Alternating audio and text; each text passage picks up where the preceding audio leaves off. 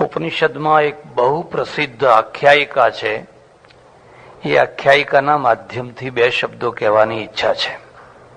પહેલા એક વાત યાદ રાખજો, આપણે ત્યાં ઉપનિષદ હોય કે પુરાણો હોય એમાં કેટલીક આખ્યાયિકાઓ આવે છે. આખ્યાયિકાનો અર્થ થાય છે આવી રીતે કોઈ વાર કોઈ જગ્યાએ આવું બન્યું હતું. કેટલીક વાર એવું બને કે આખી આખ્યાયિકા મિથ હોય, બન્યું ના હોય, કલ્પના હોય. તે છતાં એ આખી આખ્યાયિકામાંથી લોકોના માટે બહુ મોટો ઉપદેશ મળતો હોય. આપણે વ્યવહારમાં પણ જે વાતો કરીએ છીએ એમાં ઘણી વાતો મિથ હોય છે.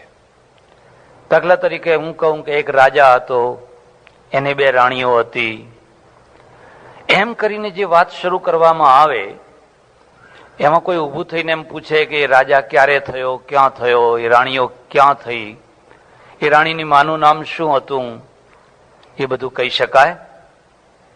અહીંયા રાજા અને રાણીની ઐતિહાસિક ભૂમિકા વિશે મહત્વ નથી. રાજા અને રાણીમાંથી જે બોધપાઠ લેવાનો છે એ બોધપાઠની મહત્તા છે. આખ્યાયિકાના માધ્યમથી જે કહેવાની વસ્તુ છે એ બહુ સરળતાથી કહી શકાય છે. નાના બાળકો હોય એની આગળ તમે એમ કહો કે એક ચકો હતો, એક ચકી હતી, પછી ચકો લાવ્યો ચોખાનો દાણો અને ચકી લાવી મગનો દાણો. છોકરાઓને બહુ મજા પડે, બહુ આનંદ આવે. પણ હવે છોકરું 50 વર્ષનું થયું ને હવે એને કહીએ કે એક ચકો હતો અને એક ચકી હતી, તો એ 50 વર્ષની ઉંમરના માણસને એમાં મજા પડે ખરી? તો 50 વર્ષની ઉંમરના માણસને જે વાત કહેવાની હોય એ વાત જો તમે નાના બાળકને કહો તો નાના બાળકને મજા આવે ખરી? તો નાના બાળકને એમાં મજા આવે. ઉપદેશ છે એનું લક્ષ્ય એક છે, પણ એના પ્રકારની કક્ષા છે. સામેના માણસો છે અને જ્યારે બધા માણસો હોય ત્યારે બધા માણસો સરળતાથી સમજી શકે અને લક્ષ્ય ઉપર બરાબર પોઈન્ટ કરી શકાય એવી જે વસ્તુ છે એવું કહેવા માટેનો આધાર, એનું નામ છે આખ્યાયિકા. એવું બન્યું કે એકવાર પ્રજાપિતા બ્રહ્મા પાસે 3 માણસો પહોંચ્યા, દેવ, દાનવ અને માનવ. આ 3 માણસો એક સાથે પહોંચ્યા અને ત્રણેય જઈને કહ્યું, હે પ્રજાપિતા, અમને કંઈક ઉપદેશ આપો, અમારું કલ્યાણ થાય એવો કંઈક ઉપદેશ આપો. એક વાત ખાસ યાદ રાખજો, આખી દુનિયાના માણસોનું જો વર્ગીકરણ કરવામાં આવે તો આ 3 કક્ષાઓમાં માણસો મૂકી શકાય. કેટલાક માણસો દેવ જેવા હોય, કેટલાક માણસો દાનવ જેવા હોય, કેટલાક માણસો માનવ જેવા હોય. આપણા ત્યાં 4થી કક્ષા છે ને, ભગવાન નથી મૂક્યો. હવે ભગવાન પણ થયા, ખ્યાલ આવે છે? કેટલાક દેવો, કેટલાક દાનવો, કેટલાક માનવો અને કેટલાક ભગવાનો. દેશમાં અત્યારે 900 ઉપરના જીવતા ભગવાનો છે. ત્યારે નહીં હોય. જીવતા ભગવાનોની સંખ્યા 900 ઉપરની થઈ છે. આ 3 પ્રકારનું વર્ગીકરણ કરી શકાય. આપણે એમ માનીએ કે દેવ એટલે કોઈ ખાસ મુગટ પહેરે, અમુક પ્રકારના હોય, દાનવ એટલે જેને શિંગડા હોય, એવું નહીં. એ તો આકાર, એક રૂપક બનાવ્યું છે. પણ માણસોનું આ વર્ગીકરણ 3 કરી શકાય. એક વાત. બીજી વાત છે, પ્રત્યેક માણસની અંદર આ 3 તત્વો બેઠેલા છે. તમે કોઈ વાર દેવ જેવા થાવ છો, તમે કોઈ વાર દાનવ જેવા થાવ છો અને તમે કોઈ વાર માનવ જેવા થાવ છો. એક માણસની અંદર આ 3 તત્વો બેઠેલા છે. એટલે ઉપનિષદ છે એક રૂપકના દ્વારા કંઈક સંદેશો કહેવા માંગે છે. દેવોની વિશેષતા શું, દાનવોની વિશેષતા શું, માનવોની વિશેષતા શું. જઈને કહ્યું, અમને કંઈક ઉપદેશ આપો. એક બીજી વાત, ઉપદેશ દેનાર છે ને એમાં બહુ મોટા વિવેકની જરૂર છે. જો એમાં વિવેક ન હોય તો સારી વાત પણ ખોટી થઈ જાય. સામેનો માણસ જોવો જોઈએ, અને માણસ માટે કયો સંદર્ભ છે, શું છે એ જોવું જોઈએ. દાખલા તરીકે તમે માનો કે સામે એક એવો માણસ બેઠેલો છે જે માણસ કદી દાન નથી કરતો, એને દાનનો ઉપદેશ આપવો પડે. પણ સામે એક માણસ એવો બેઠો છે કે હંમેશા ઘર લૂંટાવ્યા જ કરે છે, એના ઘરમાં પૈસો રાખતો જ નથી, જે આવે એને આપ્યા જ કરે છે. એને દાન ઉપર કંટ્રોલ કરવાનો ઉપદેશ આપવો જોઈએ. પેલાને દાનનો આપવો જોઈએ, અને એમ શીખવાડવું જોઈએ કે પહેલા બાળ બચ્ચાનું પોષણ કર, પછી 2 પૈસા વધે તો એમાંથી કોઈને કંઈક આપજે. ઘર બાળીને તીરથ કરવાનું હોય. જો તમે આને વધારે વધુ દાન કરવાનો ઉપદેશ આપો તો એ એના માટે નુકસાનકારક છે. અને પેલા માણસને જો તમે એમ કહો કે ભાઈ કરકસર કરો, અરે કરકસર તો કરે જ છે. હવે એના પાસે કેટલી કરકસર કરાવવી છે, એ તો કરે જ છે. એક બહાદુર માણસ હોય અને એકનો એક દીકરો હોય, નવો પરણીને આવ્યો હોય, અને કઈ તોફાન થયું હોય અને દોડ્યો જતો હોય તો એને પાછો વાળવો પડે. ભાઈ તું પાછો વાળ, બીજા ઘણા લોકો છે. પણ એક માણસ એવો હોય કે કદી પણ સમાજ ઉપર આપત્તિ આવી હોય તો ઘરમાંથી નીકળતો જ ના હોય. એ બારીમાંથી જોયા કરે કે શું થાય છે, કેમ થાય છે. આપણે એમાં પડવાનું નહીં, કારણ કે આપણે આપણો જીવ બચાવવાનો. હવે આ નમાલો માણસ છે, અને આ નમાલા માણસને પછી ઉપદેશ આપવો પડે કે ભાઈ એવું થયું હોય, મંદિર ઉપર કઈ આપત્તિ આવી હોય, સમાજ ઉપર આવી હોય, ધર્મ ઉપર આવી હોય, રાષ્ટ્ર ઉપર આવી હોય, તો ઘરમાં બારણા બંધ કરીને બેસી નહીં રહેવાનું. બહાર નીકળો, જાઓ, હિંમતથી કંઈક કામ કરો. આ ભેદને તમે સમજો. ઉપદેશ એક મેડિસિન છે, એક દવાની દુકાન છે, અને દવાની દુકાનમાં બધી પ્રકારની દવાઓ છે. પણ જે માણસને જેવો રોગ હોય એ માણસને એવી દવા આપવાની આ વિવેક છે. કોઈ એમ સમજે કે એક છેડેથી ખાવાની શરૂ કરો ને કોઈને કોઈ તો દવા લાગુ પડશે. આટલી બધી દવાઓમાંથી કોઈને કોઈ તો એક છેડેથી ખાવાની શરૂઆત કરો તો એ દવાઓ ખાતો ખાતો બીજા છેડે પહોંચી શકશે કે કેમ, એ સવાલ છે. બીજા છેડે પહોંચતા જ પહેલા જ કદાચ જિંદગીના છેડે. એટલે તમે ભગવદ્ ગીતામાં જોજો, એક બહુ સુંદર શ્લોક લખેલો, યાવાન અર્થ ઉદપાને સર્વતઃ સંપ્લુતો દકે તાવાન અર્થસ્ય વેદસ્ય બ્રાહ્મણસ્ય વિજાનત. અર્જુન, એક સમુદ્ર ભરેલો છે, યાવાન અર્થ ઉદપાને, એક વિશાળ સરોવર ભરેલું છે. આ મિનિસોટા તો સરોવરનું સ્ટેટ છે ને, અને આપણા સરોવરને આ સરોવરમાં કેટલો ફરક લાગે છે. આ તો બધા એટલા મોટા મોટા લેક છે ને કે અંદર સ્ટીમરો તરી શકે એવા મોટા મોટા છે. આટલા મોટા સરોવરો ભરેલા છે, પણ તારે જેટલું તારી તૃષા સંતુષ્ટ થાય એટલું જ પાણી લેવાનું છે. યાવાન અર્થ, જેટલાથી તારો અર્થ પૂરો થાય. બાકી સરોવર તો ઘણું ભરેલું છે, એમાં મગરો છે, કાચબા છે, માછલા છે, શેવાળ છે, એમાં બધું છે, કાંકરા છે, રેતી છે. એક છેડેથી બધું તું ઉપાડે તો એ તારા માટે બરાબર. તાવાન અર્થસ્ય વેદસ્ય બ્રાહ્મણસ્ય વિજાનત. વેદરૂપી જે સરોવર છે એમાં તો બધું ઘણું છે, પણ સંદર્ભોમાં છે. જો તું આંખ મીચીને કોઈ બીજાના માટે કહેવાયેલી વાત તારા માટે તું ઉપાડી લઈશ તો કદાચ એ અર્થ કરતા અનર્થ વધારે થઈ જાય. એટલે ઉપદેશક છે એ આંધળો ના હોવો જોઈએ. જે ઉપદેશ લેનારો એ ભલે આંધળો રહ્યો, પણ ઉપદેશક છે એની પાસે વિવેકની આંખ હોવી જોઈએ. સામેના માણસને શાની જરૂર છે, શું સંદર્ભ છે, કયો પ્રસંગ છે. એક વાર અહિંસાની વાત કરવાથી ધર્મની સ્થાપના થાય, અને એક વાર અહિંસાની વાત કરવાથી ધર્મની ઉત્થાપના થાય. એકવાર અહિંસાની વાત જરૂરી છે. જ્યારે તમે કલકત્તા ગયા હોવ અને કાલીના મંદિરમાં કે બીજા કોઈ મંદિરમાં કેટલાય બકરા કપાતા હોય, ત્યારે તમે કહો કે આ તો માં છે, આ જગત જનની છે, એ બકરા ના માગે, આવું બધું ના કરવાનું હોય. ત્યારે અહિંસાની વાત હોય. પણ તમારા દેશ ઉપર કોઈ દુશ્મન ચડી આવ્યો હોય અને સૈનિકો બધા જતા હોય ને પ્લેટફોર્મ ઉપર ટ્રેન ઊભી હોય, એટલે તમે ઊભા ઊભા અહિંસાનો ઉપદેશ આપો અને સૈનિકોને એમ સમજાવો કે બંદૂકો નીચી મૂકો, માનવ જન્મ ફરી ફરીને મળવાનો, શા માટે કોઈના ઉપર ગોળીઓ ચલાવવા જાઓ છો? અને તમારા ઉપદેશની અસર થઈ જાય તો દેશની દશા શું થાય? તો દેશનું પરિણામ શું આવે? અહિંસા ધર્મ છે, પણ વિવેકપૂર્વકની હોય તો. દયા ધર્મ છે, પણ સંદર્ભ સાચો હોય તો. જો સંદર્ભ ખોટો હોય તો દયા અધર્મનું રૂપ પણ થઈ શકે. તમને ઘણાને ખબર નહીં હોય, દેશમાં કેટલીક વાર એવું બને કે કસાઈ લોકો છે જાણી કરીને દયાળુ માણસોની દુકાનો આગળથી પશુઓ લઈ જાય, બકરા, ગાયો વગેરે વગેરે. એ પેલા દયાળુ માણસો બધા કકડી ઉઠે. 5-10 બકરા હોય, જઈને કે આને છોડી મૂક, છોડી મૂક, છોડી મૂક. તો નહીં છોડું, નહીં છોડું. બોલ તારે કેટલા પૈસા જોઈએ? તો 500 રૂપિયાની વસ્તુ હોય એના 1000 માગે.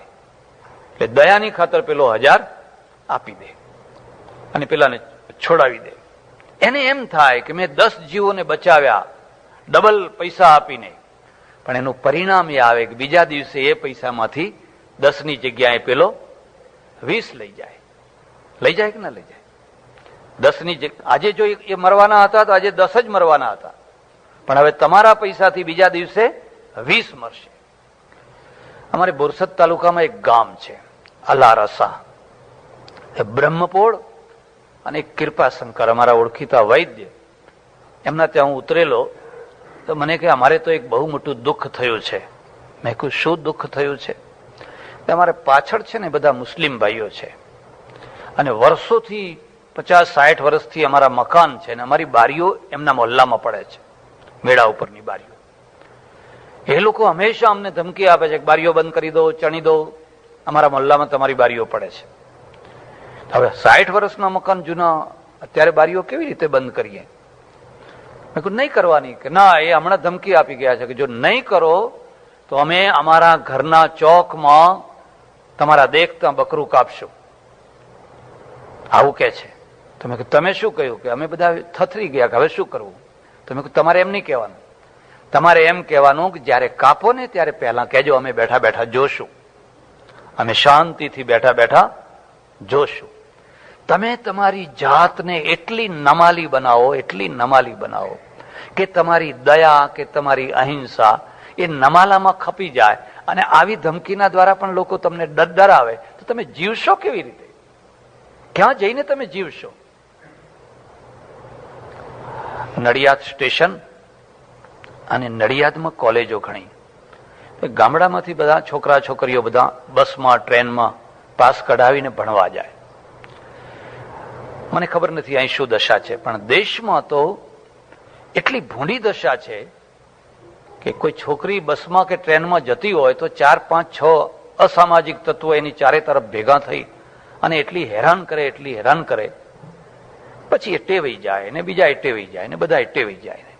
એના મા બાપને કલ્પનાય ના હોય કે આ રોજ 1 કલાક જાય છે ને 1 કલાક આવે છે, ટ્રેનમાં એનું થાય છે શું? હવે આવી ટ્રેનમાં ચિક્કાર ભીડ ભરેલી ને એમાં 1-2 છોકરીઓ કોલેજની, એમાં 1-2 વિધર્મી ભૂંડ પહેરી ગયા અને આ છોકરીઓને હેરાન કરવા માંડ્યા. આખો ડબ્બો જાણે છે, આખો ડબ્બો જોઈ રહ્યો છે. પણ તમને ખબર છે અમે બધાને શું ઉપદેશ આપ્યો છે? અમે બધાને એક જ ઉપદેશ આપ્યો છે, દ્રષ્ટા થાઓ, દ્રષ્ટા થાઓ. જિંદગીની જો મજા લેવી હોય તો બધું જોયા કરો. બસ કોઈ જગ્યાએ ઇન્વોલ્વ થશો કાકા તો દ્રષ્ટા થવાનું છે. આત્મજ્ઞાનના નામે, અધ્યાત્મ જ્ઞાનના નામે બસ બધા ખેલ છે, જોયા કરો. એટલે બધા દ્રષ્ટા થઈને બેઠેલા. દ્રૌપદીના ચીર ખેંચાતા હતા ત્યારે ભીષ્મ દ્રષ્ટા જ થયા હતા ને, દ્રોણે દ્રષ્ટા થયા હતા ને. જો એ દ્રષ્ટા ના થયા હોત અને ઉભા થઈને પડકાર ફેંક્યો હોત કે દુર્યોધન બંધ કર, નહીં તો હું આ રાજીનામું આપીને ચાલ્યો, મારે તારા રાજ્યમાં નથી રહેવું, તો કદાચ દ્રૌપદીને કૃષ્ણને બોલાવા ના પડ્યા હોત. પણ ભીષ્મ નીચું ઘાલીને બેસી રહ્યા, દ્રોણ નીચું ઘાલીને બેસી રહ્યા. જ્યારે સમર્થ પુરુષો, સારા પુરુષો પણ જ્યારે માત્ર દ્રષ્ટા થઈ જાય ને દ્રષ્ટાપણાને અધ્યાત્મ માની લે તો એ પ્રજાના ઉદ્ધાર ઉપરથી ભગવાન ના કરી શકે. એ બધા બેઠેલા ચૂપચાપ અને આ બધું થયા કરે, ચાલ્યા કરે. એટલામાં એક શીખનો છોકરો 18-19 વર્ષનો, મૂછનો દોરો ફૂટેલો, અને એ ચડ્યો ગાડીમાં અને એને જોયું કે આ બે છોકરાઓ છોકરીને હેરાન કરી રહ્યા છે. એ ભલોય ન થયો ને ભૂંડોય ન થયો, એકનો કોલર પકડીને ખેંચીને જોરથી માર્યો તમાચો ને ફેંક્યો ફૂટપાથ ઉપર ને, અને બીજાને આમ પકડવા ગયો, ભાગી ગયો બીજો. એટલે આખો ડબ્બો ખુશ થઈ ગયો, તાલીઓ વગાડ્યા, સારું કર્યું, સારું કર્યું, સારું કર્યું, બહુ સારું કર્યું, બહાદુર છોકરો છે. એને મને આવીને વાત કરી, એટલે કોઈ બેઠેલા નહીં, ભાઈએ મને આવીને વાત કરી. મેં કહ્યું ના, હજુ એને ખરું કામ કરવાનું, હજુ હવે કરવાનું હતું. મને કે શું? મેં કહ્યું આ બેઠેલા બધાને બબે તમાચા મારવાના હતા. સારું કર્યું, સારું કર્યું, તો તમારે કરવું હતું ને સારું. આ માણસ 1,500 માઇલ દૂરથી પંજાબથી આવેલો, એનો કોઈ સમાજ નથી, કોઈ પૃષ્ઠભૂમિ નથી, એને કોઈ રક્ષણ કરનારો નથી, કાલ કોર્ટમાં જવું પડે તો કોઈ એના પાછળ કોઈ ટેકો નથી. એ જો આટલી હિંમત કરતો હોય તો આ તમે 60 માણસો શું કરતા હતા? એટલે ઉપદેશ છે સંદર્ભની સાથે હોય છે. અને જો સંદર્ભ ન આવડે, હવે આ 60 માણસોને પહેલેથી જ આપણે અહિંસાનો ઉપદેશ આપીએ તો એ તો અહિંસક છે જ ને બિચારા. સસલા અહિંસા નહીં કરે બીજું કોણ કરશે? અહિંસાનો ઉપદેશ સિંહને હોય, વાઘને હોય, હરણાને ના હોય, સસલાને ના હોય. અને સસલા અહિંસા પાડે તો એનો કોઈ ફોટોગ્રાફર કોઈ ફોટો લેવા આવે?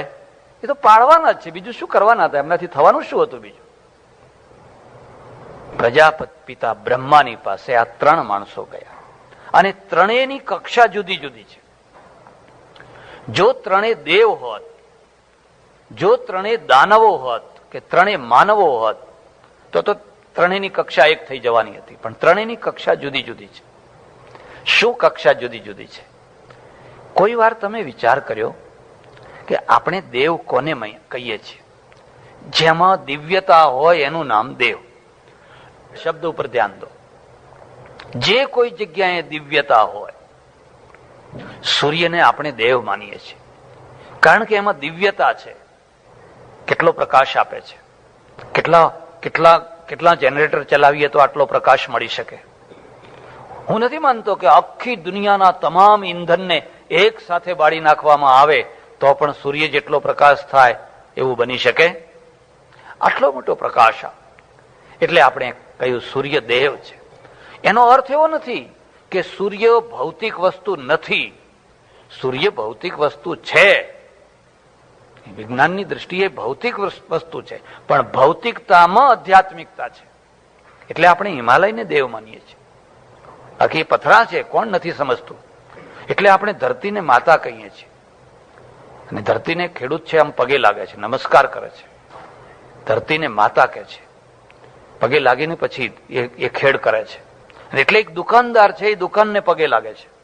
સવારે ઉગાડતા પહેલા આમ દુકાનને આમ પગે લાગે છે, કારણ કે દુકાન એની રોજી છે, એ માતા છે.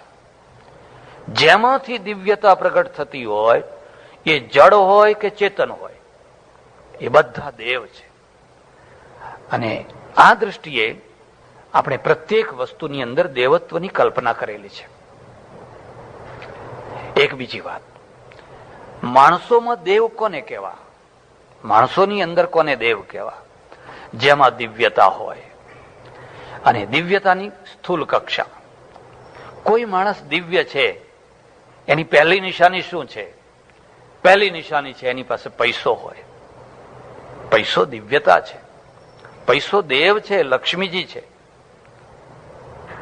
અમે બધા કહીએ ને લક્ષ્મી મેલ છે, હાથનો મેલ છે, હાથનો મેલ છે, પણ પૈસા બધાને ગમે. હિમાલયના યોગીને ગમે, અને કૈલાસમાં રહેતો હોય એને ગમે, અને પૈસાને ન અડતો હોય એને ગમે. અડનારો બીજો રાખે પાછો, પોતે ન અડે પણ એને અડનારા પાછા સ્પેશિયલ. એમ તો તમે જો જુઓ તો આ બિરલા ને ટાટા પૈસાને અડતા જ નથી, એમના મુનિમો જ અડે છે. એ કઈ સવારથી સાંજ સુધી થોડા રૂપિયા ગણ્યા કરતા હોય.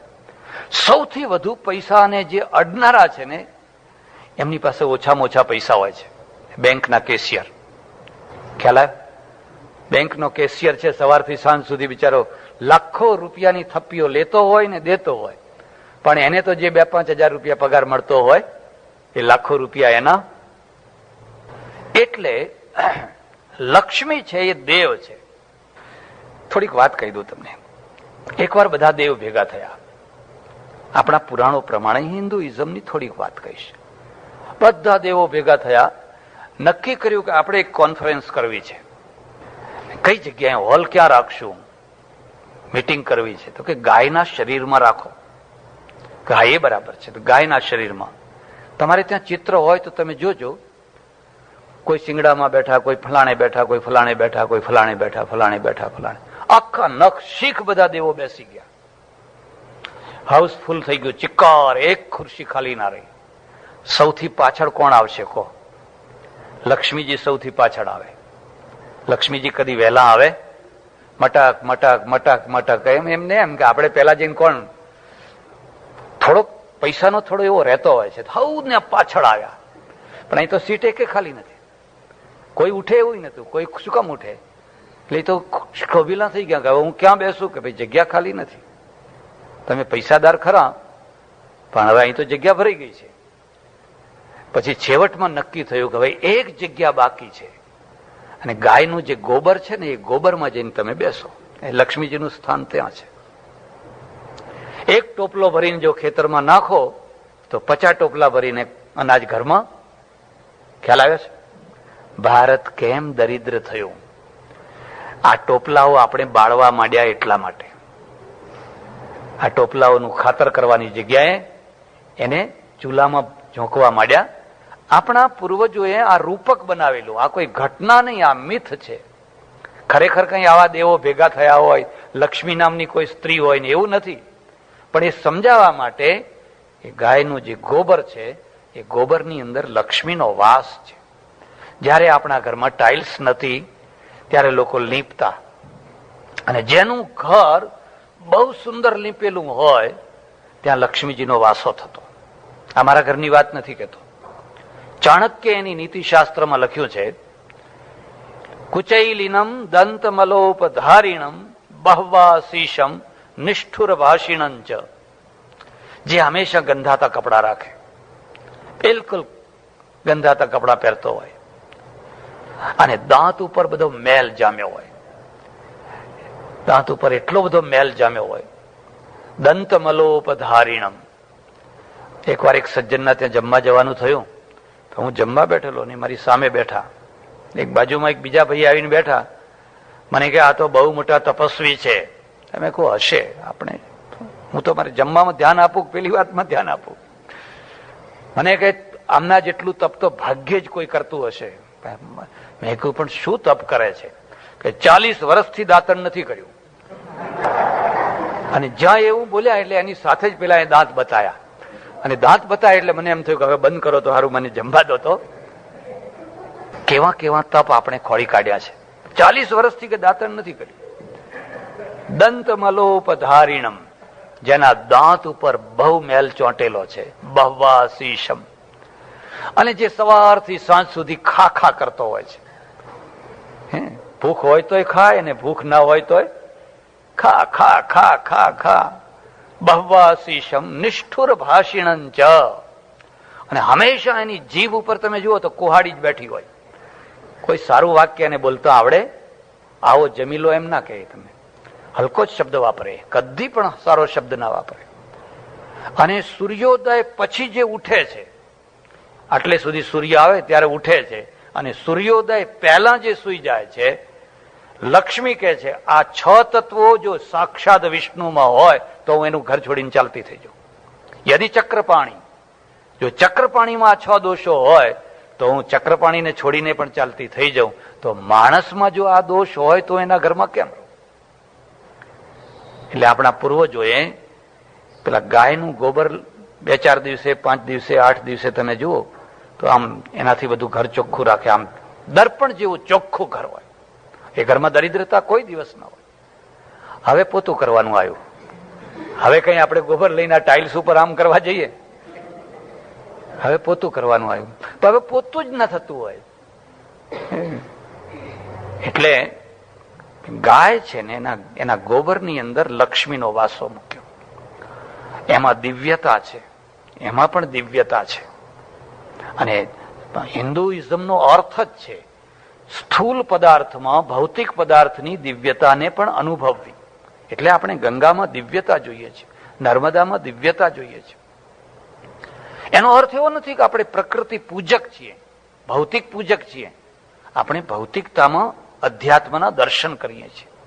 અને એ રીતે આપણે માતામાં દિવ્યતા જોઈએ છીએ, તો માને દેવ માનીએ છીએ, પિતાને દેવ માનીએ છીએ, અતિથિને દેવ માનીએ છીએ, આચાર્યને દેવ માનીએ છીએ. પેલો ત્યારે દેવ કોને કહેવાય? પહેલી વાત, જેમાં દિવ્યતા હોય, કોઈને કોઈ પ્રકારની દિવ્યતા હોય, પણ એ દિવ્યતાનો ઉપયોગ પોતાના સુખો માટે કરતા હોય. એ દિવ્યતા છે એનો ઉપયોગ પોતાના સુખો માટે, આનું નામ દેવ છે. એક વાત, એ જે દિવ્યતા છે એમાંનું પહેલા પોતાના ઉપયોગ માટે એટલે શું કરશો? માનો કે તમારી પાસે અઢળક લક્ષ્મી છે. મારા ઓળખીતા એક સજ્જન છે, અચિંતાના એમના ઘરમાં પૈસા થઈ ગયા. અને હું તમને ખાસ વાત કહું છું, કદી પણ અચિંતાના પૈસાદાર થાઓ એવું ભગવાન પાસે માગશો નહીં. ધીરે ધીરે થાઓ એ બરાબર છે, કારણ કે અચિંતાના પૈસાદાર થવું એટલે મૂળ વિનાનું તોતિંગ ઝાડ થઈ જવું. ઝાડ ઘણું મોટું છે પણ નીચે મૂળ, અને મૂળ નથી એટલે એક નાની સરખી આંધી આવશે તો એ ઝાડ તૂટી પડવાનું. પણ જેને મૂળ, નીચે મૂળ નાખ્યું ને ઉપર શાખાઓ, એ આંધીના સામે ટકી શકશે. આ તો રાતોરાત લોટરી લાગી, પૈસા પૈસા પૈસા થઈ ગયા, હવે મૂળ તો નાખ્યા નથી નીચે, પૈસો પચાવી નહીં શકાય. કોઈ પણ શક્તિ પચાવવી બહુ કઠિન હોય છે, બહુ કઠિન હોય છે. એક બ્રાહ્મણી અને એનો દીકરો, એમાં બ્રાહ્મણ છે ને શિવજીની બહુ ઉપાસના કરે. ઓમ નમઃ શિવાય, ઓમ નમઃ શિવાય, ઓમ નમઃ શિવાય. જયારે જુઓ ત્યારે અબોટિયું પહેર્યું હોય ને, હાથમાં પેલું જારી હોય ને, મહાદેવને જળ ચડાવતો જ હોય. પણ ઘરમાં બહુ દરિદ્રતા, અત્યંત દરિદ્રતા. શિવને પાર્વતી ઉપરથી નીકળ્યા, એને શિવને કહ્યું કે આ તમારો ભક્ત આટલી આટલી પૂજા કરે છે ને એના ઘરમાં તો બહુ દરિદ્રતા છે, એને કંઈક આપો. તો શિવ કે તને ખબર ના પડે, તું રહેવા દે, એ વહીવટ મારો, તારો વહીવટ તું કર ને મારો વહીવટ મને કરવા દે.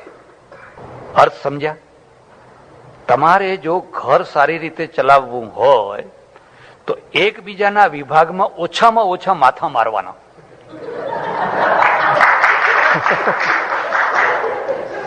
ખ્યાલ આવ્યો? કઈ શાકભાજી ખરીદવી, કયા તપેલા લાવવા, એ બધું જુદો વિભાગ છે, અને બીજો વિભાગ જુદો છે. એકબીજાના વિભાગમાં જેટલા ઓછા માથા મારશો ને એટલા તમે સુખી થશો.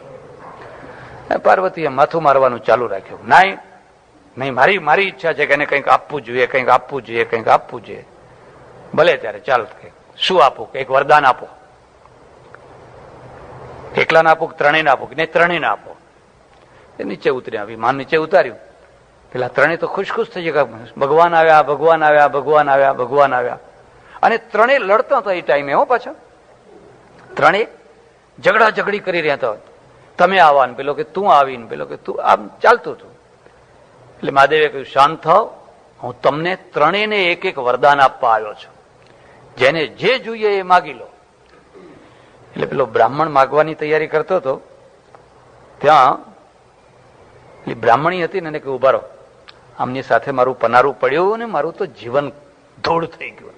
મારા બાપે કુવામાં નાખી હોત ને તો એ ગળચિયા ખાઈને અડધા કલાકમાં મરી જાત, પણ અહીં તો કદી મને કોઈ સુખ જ નથી મળ્યું, એટલે પેલા મને માગી લેવા દો.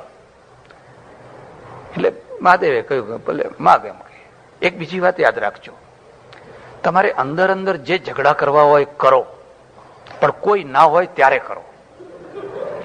ખાસ કરીને કોઈ મોટા પુરુષ આવ્યા હોય ત્યારે તો ડાયા થાવ, પછી તો તમે જેવા હોય એવા ખરા.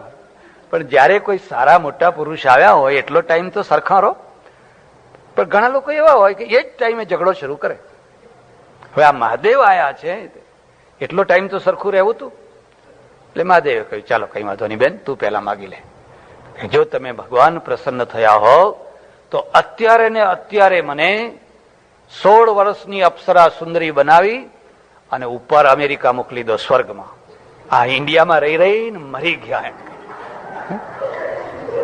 સરખું પાણી નથી, બેક્ટેરિયા વાળું પાણી. ના તો જ્યુસ જ જ્યુસ, સવારથી હા સુધી કેન ભરેલા, જયારે જુઓ ત્યારે જ્યુસ જ જ્યુસ. હું તો આ પાણી પી પીને થાકી એમ. એટલે મહાદેવે કહ્યું કે ગ્રીન કાર્ડ વિના જવાય નહીં, પણ તું ચિંતા ના કરે એમ કે મારું ચાલે છે. એટલે એમણે તરત જ કર્યું, એટલે સડસડાટ ઉપર જવા માંડી. એટલે પેલા બ્રાહ્મણને કહ્યું કે ભાઈ તું માગી લે, તારે જે માગવું હોય તું માગી લે. એટલે ધુઆ ફુઆ થઈ ગયેલો, કારણ કે મહાદેવના હાજરીમાં એનું અપમાન કરેલું ને. આપણે મને દુઃખી કરીને આમ કર્યું, તેમ કર્યું, ફલાણું કર્યું. એટલે બ્રાહ્મણે કહ્યું ઓમ નમઃ શિવાય કરતો જાય પાછો, હાથમાં માળા છે. હે મારા પ્રભુ, તમે જો પ્રસન્ન હોવ તો પેલી જે અપ્સરા થઈને ગઈ છે ને એને ગધેડી બનાવીને નીચે પાડો. હમણાં હજુ બિચારી પહોંચીએ નથી અને હજુ તો ફ્લાઇટમાંથી ઉતરીએ નથી અને વળતી ટિકિટે તરત જ પાછી એ 4 પગ વાળી આવીને પેલા છોકરાને કહ્યું તું માગ. છોકરે વિચાર કર્યો કે પ્રભુ મારી માં હતી એવી ને એવી બનાવી દો. પાર્વતીને કહ્યું શિવે જો મેં એકની જગ્યાએ 3 વરદાન આપ્યા, પણ આ જ્યાં હતો ત્યાંને કેમ? ત્રણેય એક ઘરમાં રહે છે પણ એક મતના એક મનના થઈને નથી રહેતા. અને નથી રહેતા એટલે સાક્ષાત નારાયણ આવે અને વરદાન આપવાનું કે તો એ વરદાન એમને પચતા શક્તિ છે ને શક્તિને પચાવવી બહુ કઠિન છે. જો એમણે એમ કહ્યું હોત કે પ્રભુ અમારા ત્રણેયનું ભલું થાય એવું કંઈક કરો, અને ત્રણેય એવું માગ્યું હોત તો ત્રણેયનો બેડો પાર થવાનો હતો.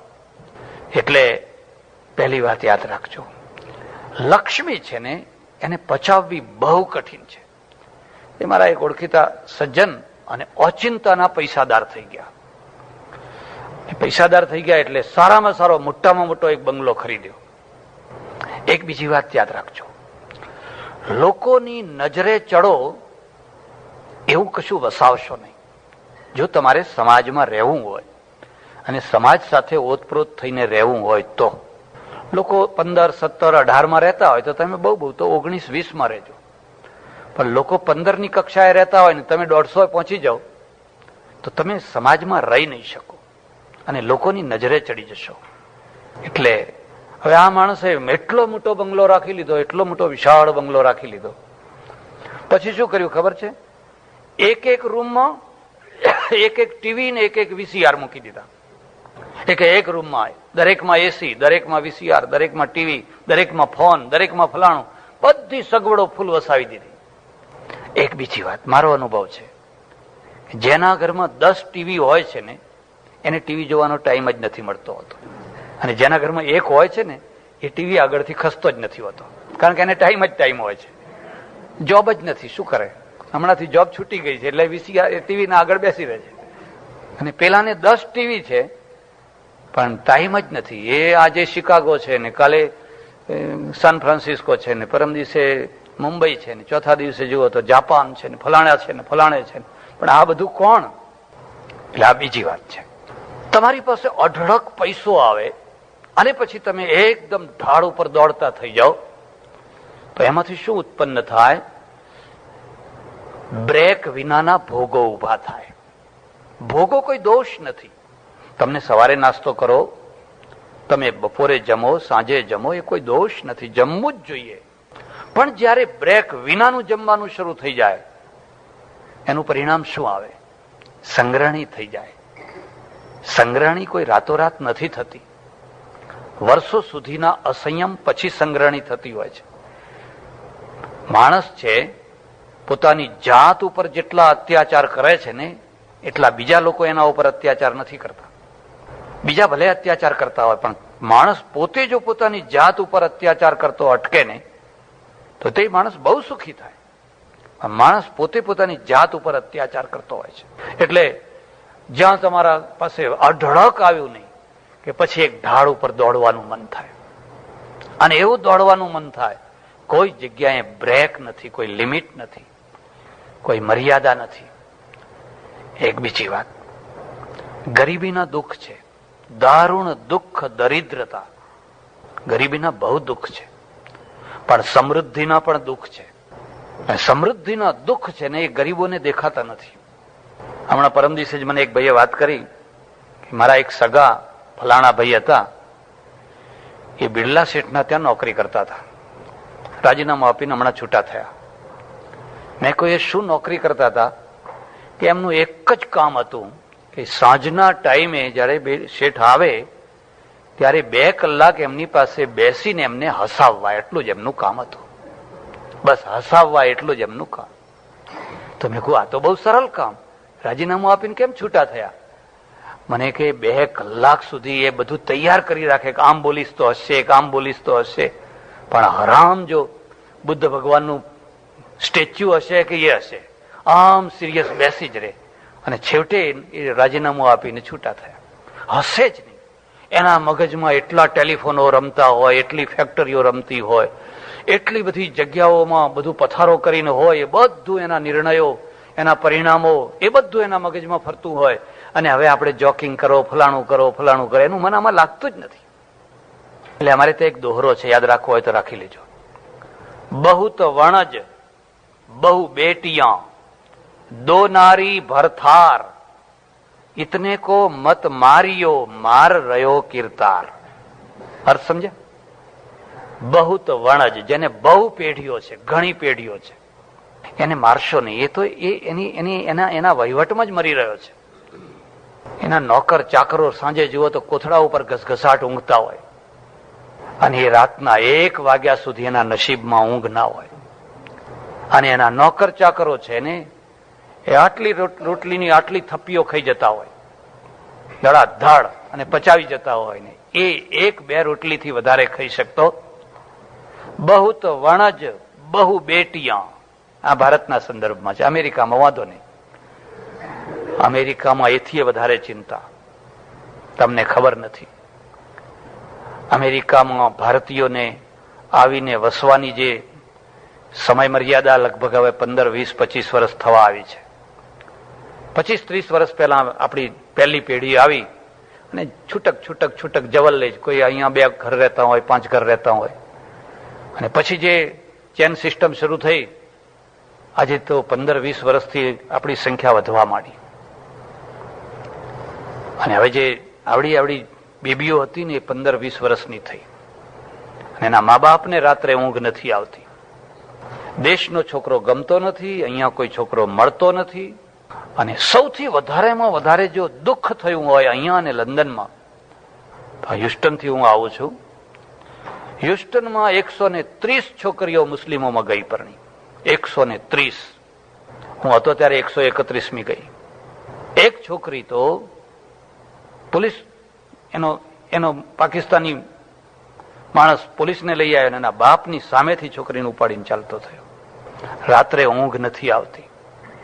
એક તરફ ડોલર સારા લાગે છે, હવે બીજી તરફ આ સંતાન મોટા થયા, અને આ સંતાન છે એમને તમારી પરંપરા સમજાવવી કઠિન છે.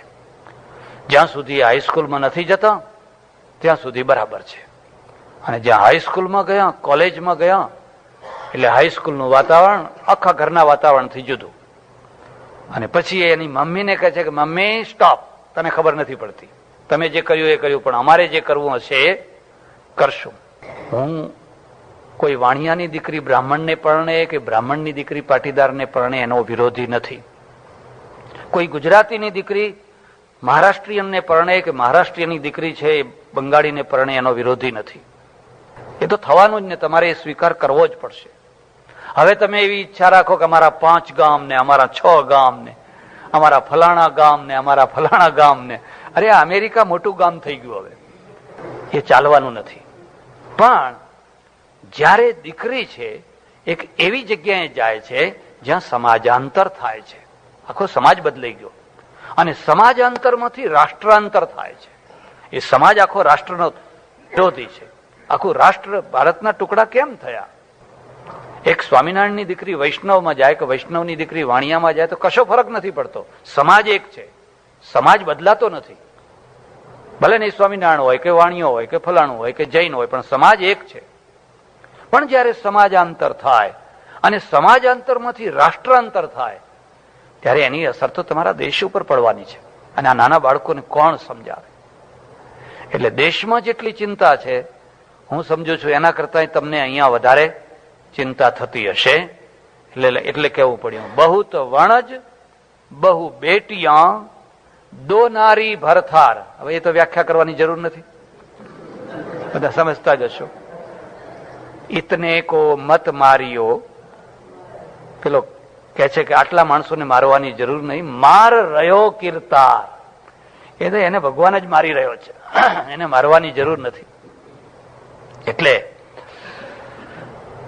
પહેલો જે દેવ છે એનો અર્થ થાય છે કે પુષ્કળ કમાય છે, એની પાસે અઢળક પૈસો છે, પણ અનલિમિટ ભોગો ભોગવવા તરફ દોડી રહ્યો છે. અનલિમિટ એની એક જ વૃત્તિ છે કે શું કરું, હજુ વધુ, હજુ વધુ, હજુ વધુ, હજુ વધુ. હું શું કરું તો હજુ વધુ ભોગવી શકું.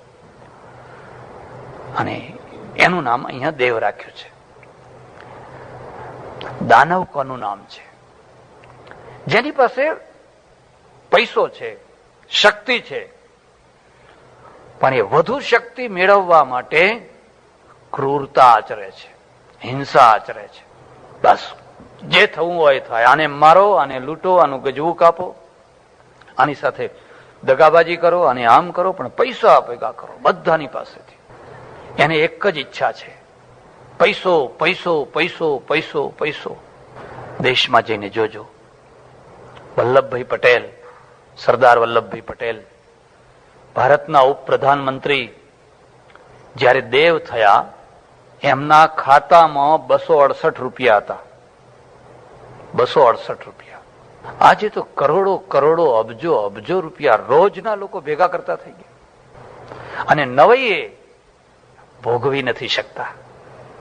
તમારો ઢગલો કોના માટે છે? શા માટે છે? એક તરફ પૈસાનો ઢગલો છે ને બીજી તરફ યશનો ઢગલો છે. માત્ર પૈસાના ઢગલા તરફ માણસ દોડશે તો અપયશના જોડા ખાઈને જીવશે અને અપયશના જોડા ખાઈને એ મરશે. એટલે અમારે ભર્તુહરિએ એક બહુ સુંદર શ્લોક લખ્યો છે. હું તમને ભલામણ કરું, ચાણક્ય અને ભર્તુહરિયા બે તો જરૂર વાંચજો. ચાણક્ય આખા જીવનના સિદ્ધાંતો નિચોડ મૂકી દીધો છે. ભર્તુહરિએ લખ્યું છે, અધમા ધનમ ઈચ્છંતી. જે અધમ પુરુષો છે એમનો ડોળો, એમની દાનત હંમેશા પૈસા ઉપર હોય છે. એ ડોક્ટર હોય ને સગી બહેન જો આવી હોય તો બેનને બિલ પકડાઈ દેવાનું. દીકરી આવી હોય તો દીકરીને બિલ પકડાઈ દે. અરે પણ આ તો તારી દીકરી છે કે દીકરી દુકાન બહાર, અહીં દુકાનમાં દીકરી ના ચાલે. 80 વર્ષની ડોસીએ જો સમયસર ઘેર ના આવી હોય તો જીવ અદ્ધર થઈ જાય, શું થયું હશે? અરે કઈ નથી થવાનું, કઈ નથી થવાનું.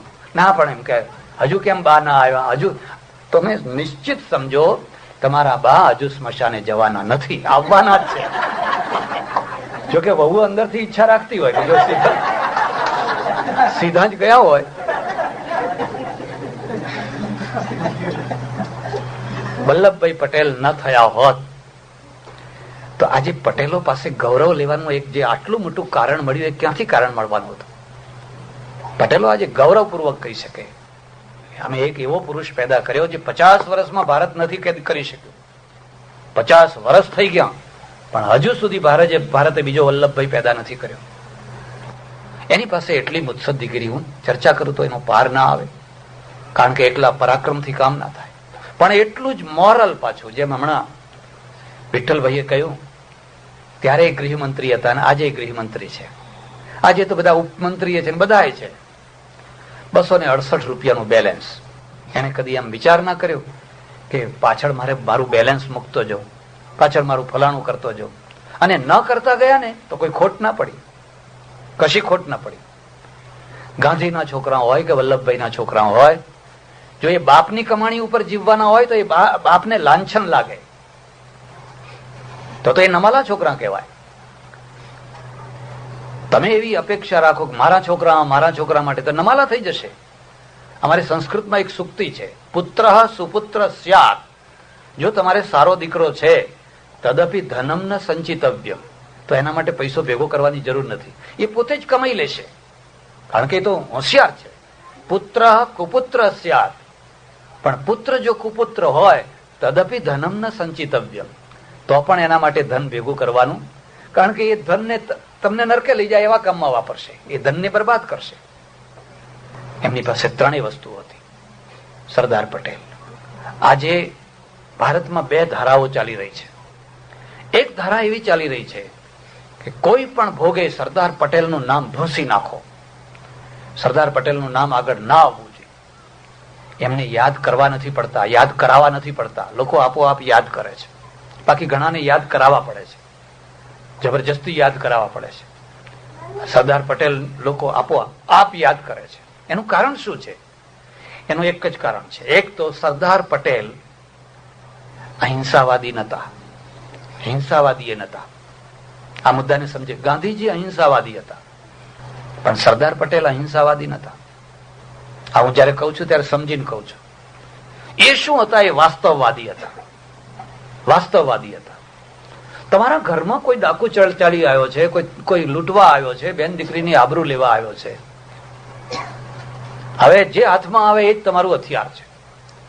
અને જો એ હથિયાર એમને સમયસર ના ઉપાડ્યા હોત, તો ના તમે જુનાગઢને લઈ શક્યા હોત, ના નિજામને લઈ શક્યા હોત, ના પાકિસ્તાનમાં રહેલા ઘણા હિન્દુઓને બચાવી શક્યા હોત.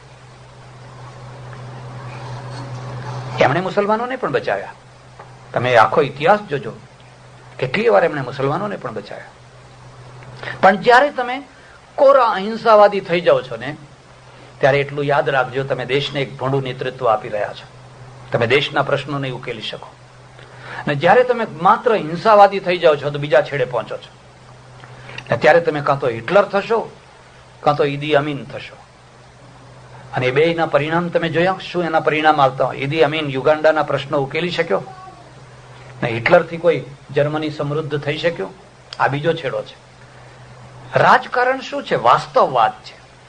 રામ વાસ્તવવાદી છે, કૃષ્ણ વાસ્તવવાદી છે. 99 ગાળો સહન કરી કોની? શિશુપાળની. અને કહ્યું કે શિશુપાળ હદ થઈ, હવે હું નહીં સહન કરું. અને જ્યાં 100મી ગાળ દીધી ને ચક્ર ચલાવ્યું નહીં. હવે ચક્ર ના ચલાવો તો શું કરો? પછી આપણે એક જ વાત કહે, હવે ના બોલીશો, અને પેલો ફારે તમાચો મારા છે, પાછો 2 ડગલા પાછો, હવે ના બોલીશો. પણ ક્યાં સુધી હવે ના બોલીશો? આ તો તારા ઘરમાં પેસી ગયો. સરદાર વાસ્તવવાદી છે, અને વાસ્તવવાદી માણસ જ પ્રશ્નો ઉકેલી શકતો હોય છે. એટલે બે ધારાઓ ચાલી છે. એક ધારા એવી છે કે સરદાર ભલે દેવ થઈ ગયા હોય, પણ સરદારની જે નીતિ છે, સરદારની જે ધારા છે, એ ધારા ફરી પ્રસ્થાપિત થાય તો દેશના પ્રશ્નો ઉકેલી શકે. અને જો એ પ્રસ્થાપિત નહીં કરી શકાય તો નહીં ઉકેલી શકે. તો તમે કાશ્મીરમાં ફાંફા માર્યા કરો તો નહીં ઉકેલી શકે. તો તમે કાશ્મીરમાં ફાંફા માર્યા કરો. એક બીજું, સરદારે 600 ઉપરના રજવાડા એક કર્યા, અને એક કરવાથી એક હિન્દુસ્તાન મોટો દેશ બન્યો. આજે શું એક કરવાની જરૂર છે? 20,000 સંપ્રદાયોને એક કરવાની જરૂર છે. 20,000. એક ગુરુ નવો પેદા થાય છે ને એક નવો વાડો ઉભો કરે છે. હું ધારું તો હું એક ગ્રુપ ઉભું કરી શકું. અને ભગવાન થવું તો આ દેશમાં બહુ સરળ છે. માણસ થવું જ કઠિન છે. માણસ થવું જ કઠિન છે. એક એવા સરદારની જરૂર છે જે આ બધા સંપ્રદાયો વાડાઓની વાડ કાઢી નાખે અને કે ક્યાં સુધી તમે ઘેટા રહેશો. ઘેટું વાડા વિના ના રહી શકે. તમારે જોવું જ જોજો. જો એ વાડામાંથી નીકળી જાય, આખી રાત બે બે બે કરીને મરી જવા. સિંહને વાડા ના હોય. હું મારા દેશની ઘેટા નથી બનાવવા માંગતો. હું તમને સિંહ બનાવવા માંગુ. ગુરુ ગોવિંદસિંહે કહ્યું, હું તરત ફાળો મળી રહે, એના માટે જોઈતા હોય તો આપી લે. પણ પડોશમાં એક વિધવાની દીકરી પરણાવવાની હોય તો કોઈ પૈસો આપે? અને ઉલટાનું જો એનું કંઈક ચોકઠું બેઠું હોય તો કેમ તોડાવવું એ બધાને આવડે. કેમ જઈને એને તોડાવી આવવું? માનવનો અર્થ શું છે? એટલે હું ઘણી વાર લોકોને કહું છું, ઉઘરાણા તો સંસારી માણસોને કરવાના હોય, કારણ કે એને બિચારાને કેટલા દુઃખ છે. અમારે શાના ઉઘરાણા કરવાના હોય? અમારે શી જરૂર છે? પણ બિચારા સંસારી માણસો ઉઘરાણા કરે નહીં, અને કરે તો એમને કોઈ આપે નહીં. અને જેને જરૂર નથી એ જીવા ત્યાંથી મરે ત્યાં સુધી ઉઘરાણા જ ઉઘરાણા, ઉઘરાણા જ ઉઘરાણા, ઉઘરાણા જ ઉઘરાણા. એટલે માનવનો અર્થ છે એ પોતે ભલે કોઈને ના આપી શકે, એની કોઈ ચિંતા નહીં, પણ એ કોઈની પાસે લાંબો હાથ નથી કરતો. પોતાના છાપરામાં, પોતાના ઘરમાં જેટલી શક્તિ છે એ શક્તિ પ્રમાણે પોતાનો નિર્વાહ ચલાવે છે. અને એમાં કોઈ દોષ નથી, કોઈ પાપ નથી. હરેક માણસ બિરલા ના થઈ શકે, ટાટા ના થઈ શકે, એમ પ્રત્યેક માણસને સુદામાય નથી થવાનું. હરેક માણસ ભામાશા ના થઈ શકે, કઈ વાંધો નહીં, પણ તમે એક સારા માણસ થઈ શકો, એક સારા માનવ થઈ શકો. એટલું જ તમે કહી શકો કે મેં કોઈનું દિલ દુભ્યું નથી, મેં કોઈનું હરામનું ખાધું નથી, મેં કોઈને ખોટે રસ્તે વાળ્યો નથી. બસ માણસ છે, બહુ દુર્લભ વસ્તુ માણસ છે. આ ત્રણ માણસો છે, આ ત્રણ. અને આ ત્રણ પ્રકારના માણસો જયારે બ્રહ્મા પાસે ગયા અને કહ્યું કે અમને ઉપદેશ આપો, અમને જ્ઞાન આપો, એટલે બ્રહ્માએ એક જ શબ્દમાં, એક જ અક્ષરમાં ઉપદેશ આપ્યો, દ દ દ. હું તમને ભલામણ કરું છું, કોઈ વાર ઉપનિષદો વાંચજો, એમાં એટલી સરસ વાતો છે. આપણે ઉપનિષદો ભૂલ્યા, ગીતાને ભૂલ્યા, અને પછી બધી ફાલતુ વાતોમાં આવ્યા અને હિન્દુ પ્રજાનું પતન થયું. દ દ ને દ, ત્રણેય એક મંત્ર લીધો અને પછી ચાલ્યા. રસ્તામાં વિચાર કર્યો કે દ નો અર્થ શું? એક જ અક્ષર છે, પણ ત્રણેયના સંદર્ભ જુદા જુદા છે. એટલે પેલા દેવો જે હતા એ દેવોએ દ નો અર્થ કર્યો દમ, દમ, દમ, દમ. અને દમનો અર્થ થાય છે તમને જે કંઈ પ્રાપ્ત થયું છે એના ઉપર કંટ્રોલ કરો, કંટ્રોલ કરો, કંટ્રોલ કરો. તમારી પાસે ઘોડો સારામાં સારો છે, સારામાં સારો છે, પણ લગામ નહીં હોય તો, ચોકડું નહીં હોય તો. અહીંયા એક શો આવે છે ટીવીમાં કોઈ કોઈ વાર, પેલો નહીં રોડિયો કે શું કે છે, એના ઉપર બેસે ને, ચોકડા વિનાનો હોય છે, પાછળથી આમ આમ કૂદતો કૂદતો 2-3 વારમાં તો પછાડે છે. એના ઉપર કઈ લાંબુ બેસી શકાય? એના ઉપર બેસીને એક ગામથી બીજા ગામ જઈ શકાય? તમે રોડિયો ઉપર તો નથી બેઠા ને.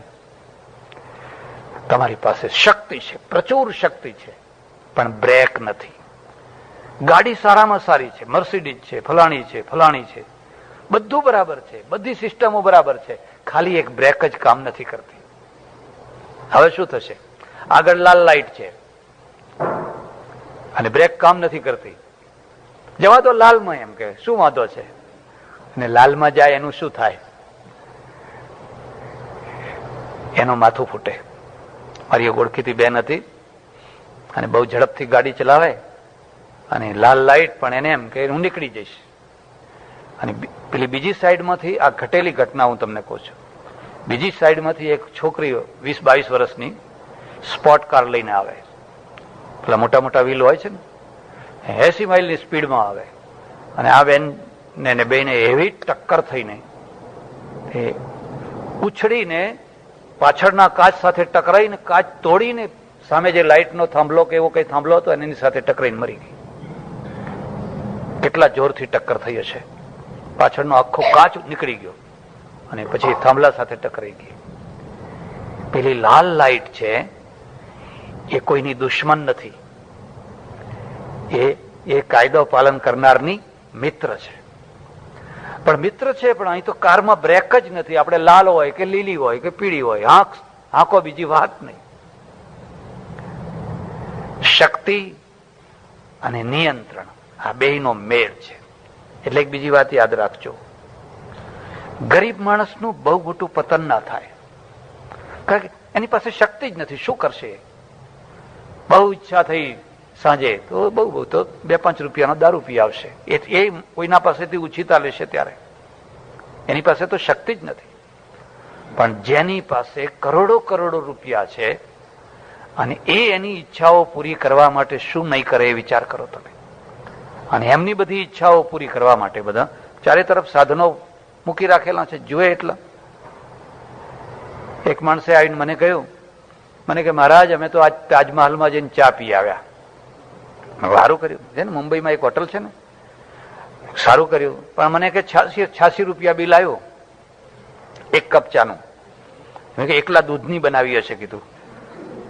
હા, એકલા દૂધની બનાવે તો એટલા બધા પૈસા જ ન થાય ને. હવે એકલા દૂધની, મને કે ના એ તો આપણે જેવી બનાવીએ એવી જ. એમ કે તો મેં કહ્યું 86 રૂપિયા એટલા બધા શાના થયા? એ તો કે ત્યાં બેસવાના જ. એમ કે ખાલી જઈને બેસીએ ને એટલે બેસવા માત્રના જ એટલા પૈસા થઈ જાય. તો મેં કહું મારે ત્યાં બેસવાના કેટલા આપશો? અને મારે ત્યાં તો તમે ક્યારના 2 કલાકથી બેઠા છો. તો કે ના, અહીં તો પૈસો ના અપાય. એમ તમને ખ્યાલ આવે છે? શક્તિ છે ને એ વરદાન છે, અને શક્તિ છે એ અભિશાપ છે. જો બ્રેક છે તો વરદાન છે, અને જો બ્રેક નથી તો અભિશાપ છે. તમારી ગાડી ભલે ને 200 માઇલની સ્પીડે દોડતી હોય તો વરદાન છે, પણ શરત એટલી છે કે તમે જ્યાં ધારો ત્યાં એને રોકી શકો છો, તમારી ઈચ્છા પ્રમાણે એને રોકી શકો છો તો, અને ના રોકી શકો તો અભિશાપ છે.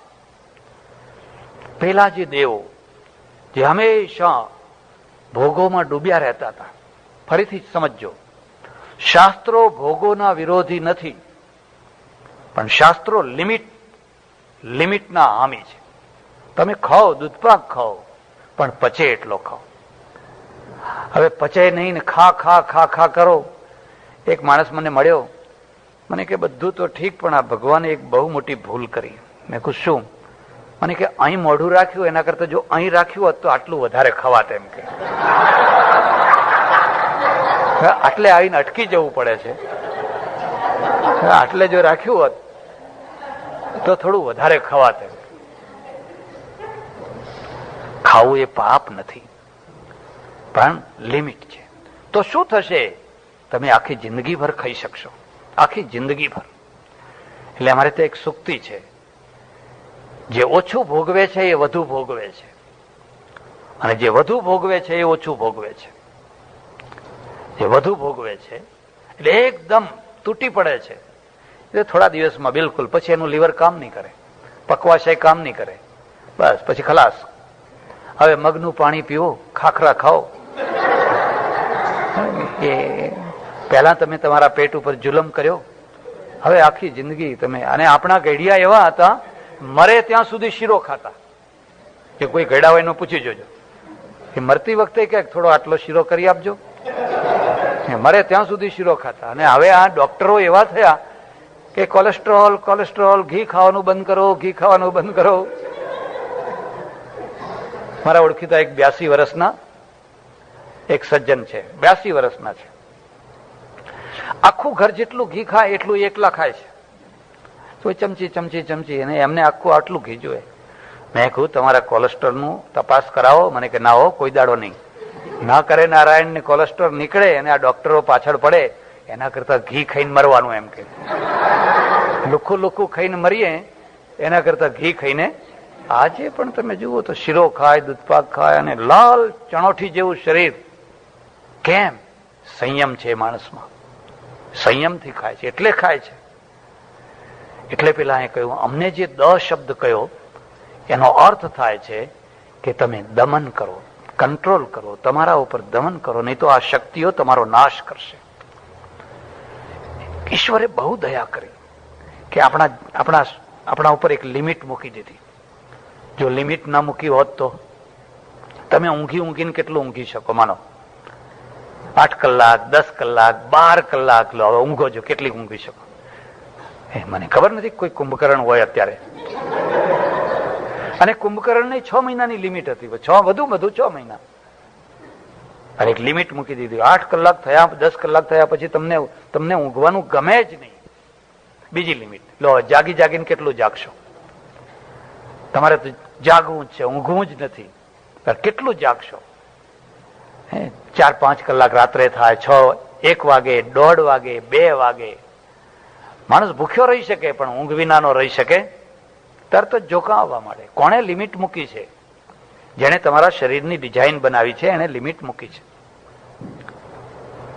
જે કોઈએ ડિઝાઇન બનાવી છે એટલે પછી તો તમે બેઠા હો કે ઊભા હો, જ્યાં હો ત્યાં જ જોકા આવી લડાઈના મેદાનમાં ફ્રન્ટમાં તોપના ગોળા ચાલતા હોય ત્યાં સૈનિકો ઊંઘી જાય. પૂછી જોજો તમે સિપાહીઓને, તોપના ગોળા ફૂટતા હોય ને એ બંકરોમાં સૂતા હોય. કોઈએ લિમિટ મૂકેલી છે. મારા ઓળખીતા એક સજ્જન હતા, તે અનિદ્રાના રોગી બની ગયા. અનિદ્રાના રોગી બન્યા એવી રીતે કે ગાયત્રીના બહુ ઉપાસક અને બ્રાહ્મણ હતા, ડોક્ટર હતા. રાતના 12 વાગે ઉઠી જાય, 12 વાગે ઉઠીને સ્નાન કરે અને 12 વાગ્યાથી 3 વાગ્યા સુધી એ ગાયત્રીના જાપ કર્યા કરે. વર્ષો સુધી આવું કર્યું, પછી અનિદ્રાનો રોગ થઈ ગયો. મને પૂછ્યું, મેં કહ્યું આવું ના કરશો, આવું ના કરશો. તમે પરોડિયાના 3 વાગે ઉઠો, 4 વાગે ઉઠો, પણ પૂરી ઊંઘ લઈને ઉઠો. ભગવદ્ ગીતા જોજો, યુક્તાહાર વિહારસ્ય યુક્ત ચેષ્ટસ્ય કર્મસુ યુક્ત સ્વપ્નાવબોધસ્ય યોગો ભવતિ દુઃખ. અર્જુન, તું યોગ્ય રીતે આહાર લેજે, યુક્તાહાર, યોગ્ય રીતે વિહાર લેજે, યુક્ત ચેષ્ટાઓ કરજે, યુક્ત કર્મ કરજે, યુક્ત રીતે નિદ્રા લેજે ને યુક્ત રીતે જાગજે, યથા યોગ્ય રીતે. તો એ યોગ તારો દુઃખ દૂર કરનારો થશે. પણ જાગવાના ટાઈમે ઊંઘ્યો ને ઊંઘવાના ટાઈમે જાગ્યો ને જાગ કર્યું. હવે બસ જયારે લોકોને ઊંઘવાનું થાય ત્યારે જબરજસ્તી જાગે. હવે એને ઊંઘ જ ખલાસ થઈ ગઈ. કદી આવી સાધના ના કરશો. સાધના કરજો, પણ આ પ્રકારની કદી અનનેચરલ ના કરશો. નેચર એક બહુ મોટું શાસ્ત્ર છે. નેચરથી કોઈ મોટું શાસ્ત્ર નથી. અને નેચરના શાસ્ત્ર પ્રમાણે પશુ પક્ષીઓ જીવે છે. એટલે એમના માટે કોઈ દાડો સપ્તાહ કરવી પડે છે કે ચાલો હવે ભેંસો બગડી ગઈ છે તો આપણે એક ભાગવત સપ્તાહ સંભળાવી દઈએ. કૂતરા બગડી ગયા છે, કાગડા બગડી ગયા છે, કદી એમના માટે કોઈ સપ્તાહ કરવી પડે છે? એ તો બિચારા વર્ષોથી કયા શાસ્ત્ર? નેચર એ જ મોટું શાસ્ત્ર. એ નેચર પ્રમાણે ચાલે છે. ગાય માદી પડે, કૂતરું માદું થાય, તમે એના આગળ લાપસી મૂકો ને, મોઢું નહીં ભરવાની, નહીં ખાવાની. જ્યારે એ સાજી થશે પછી એ ખાવા માંડશે. અને આપણી મુશ્કેલી એ છે કે જ્યાં માદા પડ્યા નહીં કે પછી ન ખાવાનું ચાલુ કર્યું નહીં. જેમ મંદવાડ વધારે એમ, એટલે હવે આને ભાગવત સંભળાવવું પડે, શું કરે બીજું. એટલે પેલા અસુરો દાનવો છે ને, એ દાનવોએ અર્થ કાઢ્યો કે આપણને પ્રજાપતિએ કહ્યું કે દનો અર્થ થાય છે તમારી જે શક્તિ છે, જે ભોગોની શક્તિ છે, એ તમારા હિત માટે એને કંટ્રોલમાં રાખો. કંટ્રોલમાં રાખશો તો આખી જિંદગી તમે ભોગવી શકશો. અને જો લગામ વિનાના થઈ ગયા તો થોડુંક દોડીને પછી પડી જવાના. દોડીને કેટલું દોડવાના હતા? દોડીને પડી જવાના. અને પછી પેલા દેવોએ શું અર્થ કર્યો? દેવોએ કહ્યું કે નહીં, જરા દેવોના માટે દમનું આવ્યું. અને જે પેલા દાનવો હતા ને, એ દાનવોના માટે કહ્યું, અરે તમે ક્રૂર છો, તમે કઠોર છો, શા માટે બીજાને હેરાન કરીને જીવન જીવો છો? એટલે દયા, તમે દયા રાખો. દ ઉપરથી દયા, બસ દયા રાખો. શા માટે તમે આટલું બધું કરી રહ્યા છો? કોના માટે? કેટલા માણસોના આંતરડા કકડાવીને આ બધું તમે ભેગું કર્યું છે. ગુરુ નાનક દેવ પંજાબમાં વર્ષો પહેલા થયા અને એ બધે ફરતા સંસારી માણસ હતા. એમના પિતાનું નામ કાલુરામ અને વાણિયા હતા, પણ બચપનથી આ અધ્યાત્મના માર્ગે ચડી ગયા. એમને પત્ની હતી, 2 સંતાન હતા, પણ આ માર્ગે ચડી ગયા. બહુ ફર્યા, બધું ઘણે ફર્યા. અને પછી નિચોડ રૂપ આખા હિન્દુઇઝમની નવી બ્લુ પ્રિન્ટ તૈયાર કરી. મારી વાતને સમજો. હિન્દુઇઝમ છે એ વિકૃત થતું પુરાણોના માધ્યમથી પુરોહિતોના હાથમાં ગયું. પહેલા ઋષિઓના હાથમાં હતું. ઋષિઓએ તમને દિવ્યતા આપી, ભવ્યતા આપી. એ ઉપનિષદો સુધી, ગીતા સુધી તમે જોઈ શકો છો. પછી પુરોહિતોના હાથમાં ગયું. પુરોહિતોએ શું કહ્યું? એને પોતાની આજીવિકાનું માધ્યમ બનાવી દીધું. આજીવિકા, રોટલો બનાવી દીધો. એ ધર્મ એકદમ ડાઉન થઈ ગયો. ગુરુ નાનક દેવે એને નવી પ્રિન્ટ આપી, આખું નવું રૂપ આપી દીધું. એ બધી ચર્ચા નહીં કરું, વિષયાંતર થાય. પણ એક ગામમાં સાંજના ટાઈમે ગયા અને પંજાબના ગામડા છે તે બહાર 2-4 રૂમ બાંધ્યા હોય આ સાધુઓ માટે. સંત સાધુ કોઈ આવે તો ઉતરે, એને તાળું નહીં લગાવવાનું. એક રૂમમાં ઉતર્યા, ગામમાં ખબર પડી એટલે ગામના એક જાગીરદાર, આખા ગામનો જાગીરદાર, અને આ માણસ બહુ પ્રસિદ્ધ માણસ. એક બીજી વાત છે, ધાર્મિક ક્ષેત્રમાં પણ બહુ પ્રસિદ્ધ માણસો હોય, એની પ્રસિદ્ધિની મોટાઈ લેવા માટે ઘણા ખરા પોતાના ઘેર ઉતારો કરે. બાકી કઈ અસર બસર કશી ના થાય, કોઈ જાતની અસર ના થાય. પણ એટલો જ મોહ, આ એક પ્રકારનો મોહ છે. આ પ્રસિદ્ધ માણસ અમારે ત્યાં ઉતર્યા છે, આ પ્રસિદ્ધ માણસ મારી ગાડીમાં બેસે છે, આ પ્રસિદ્ધ માણસને હું બધે ફેરવું છું. બાકી એના જીવનમાં જો અસર થતી હોય તો ધન્ય થઈ જાય. પણ આ એક જ હોય કે આ એક પ્રકારનો મોહ હોય. અપ્રસિદ્ધ માણસ આવે તો કશું જ નહીં, પાછું પાણી ના પીવડાવો. અપ્રસિદ્ધ માણસને કોણ પાણી પીવડાવે, કોણ ખવડાવે? જે પોતે અપ્રસિદ્ધ હોય એ. ખ્યાલ આવે છે? એ બધી સેવા કરે. એટલે જાગીરદાર, એક બીજો ખેડૂત, પાછો ગરીબ માણસ, કાળી મજૂરી કરનારો, એક સાથે 2 આવ્યા, 2 ભોજન લઈને આવ્યા. એકની પિત્તળની થાળી, એમાં મકાઈનો રોટલો અને સોવાનું શાક. અને પેલા જાગીરદાર છે એની ચાંદીની થાળી, અને એમાં 32 પકવાન જાત જાતના. અને ઉપર છે તે પેલો મખમલનો સરસ મજાનો ભરેલો રૂમાલ ઢાંકેલો. 2 આવ્યા, આમ કર્યું, લો મહારાજ જમો. એટલે ગુરુ નાનક દેવે પેલા ખેડૂતની થાળી હાથમાં પકડી. એક બીજી વાત યાદ રાખજો,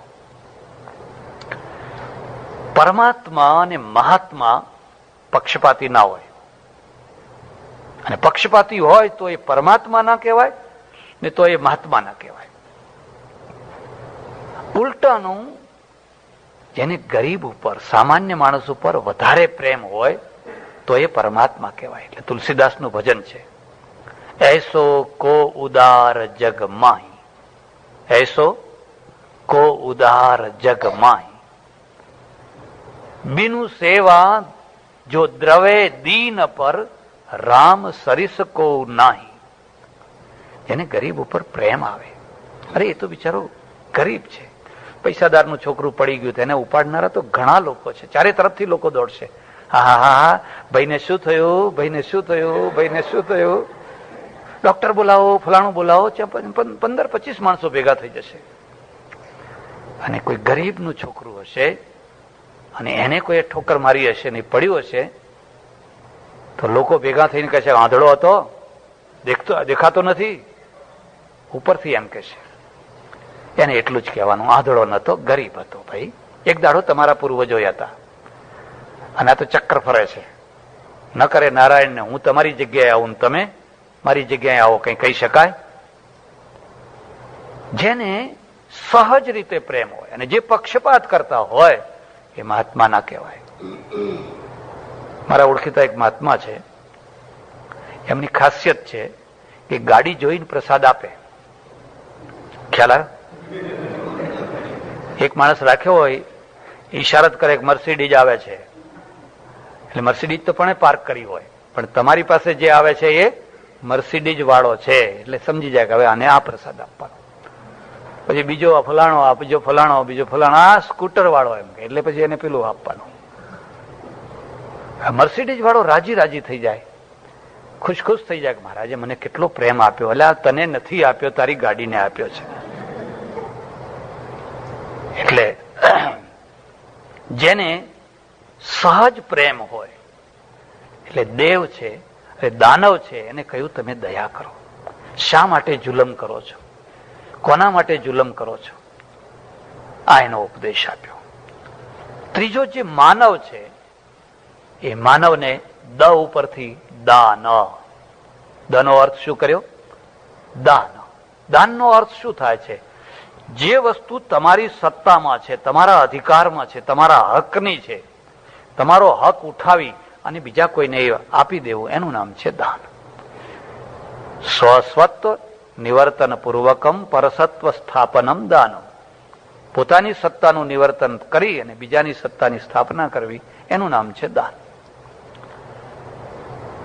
આખી દુનિયામાં હું ફર્યો અને હું તમને ખાતરીથી કહી શકું, હિન્દુ પ્રજા જેટલું દાન આપે છે, દુનિયાની કોઈ પ્રજા એટલું દાન નથી આપતી. એટલું દાન હિન્દુ પ્રજા આપે છે. મારી વાત ઉપર વિશ્વાસ ન હોય તો તમે મુંબઈ જજો.